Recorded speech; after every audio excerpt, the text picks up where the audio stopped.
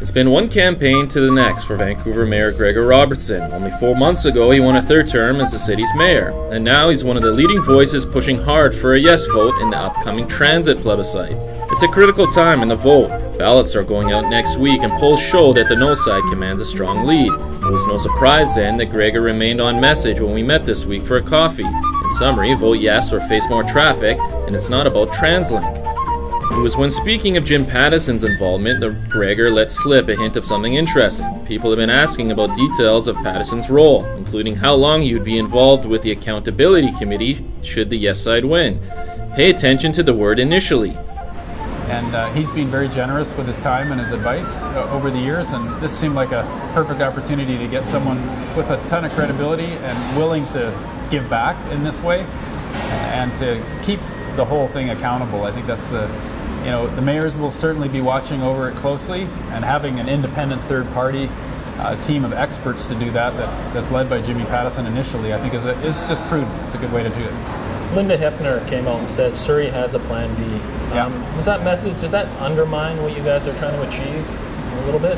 No, I think it'll be very difficult to have a plan B for the region. I think there's a plan here that gets us improvements all around the region, and they're all connected to the one integrated service that we have, which a lot of cities don't have. They have different bus lines and train lines, and it's more difficult to travel. The no side has done arguably a pretty good job making this about TransLink, trust, accountability. What is this about to you?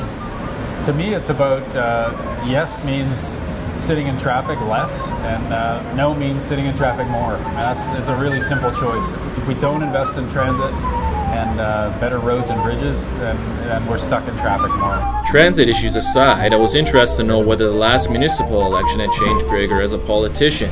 What had it taught him? Would he do things now differently? It's always a really important check-in on how you're doing, whether you're representing and responding to people's needs as well as you should, and certainly, our city's growing so fast that we're under so much pressure right now. Affordability is a huge issue, and people, I heard lots of concerns. I think there's always concerns with politics and government about how things are being done, and my goal coming out of it is to keep doing better and to try even harder to reflect the feedback that we get. There was one last thing I also couldn't resist asking. Politicians' private lives, for the most part, is considered off limits. But do the rules change when their private life, through social media tools such as Twitter, become part of the narrative?